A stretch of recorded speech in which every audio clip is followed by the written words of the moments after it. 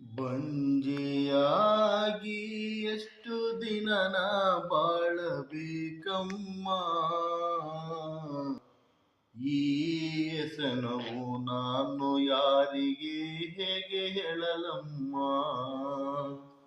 ಬಂಜಿಯಾಗಿ ಎಷ್ಟು ದಿನನ ಬಾಳಬೇಕಮ್ಮ, ಈ ವ್ಯಸನವು ನಾನು ಯಾರಿಗೆ ಹೇಗೆ ಹೇಳಲಮ್ಮ.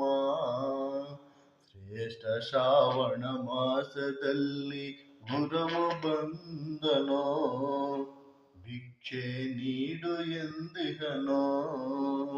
ಬಂಜ ಕೈಯಲು ಭಿಕ್ಷೆಯನಗೆ ಸಲ್ಲದೆಂದಾನೋ, ಬಂಜ ಕೈಯಲು ಭಿಕ್ಷೆಯನಗೆ ಸಲ್ಲದೆಂದಿಹನೋ. ಬಂಜೆಯಾಗಿ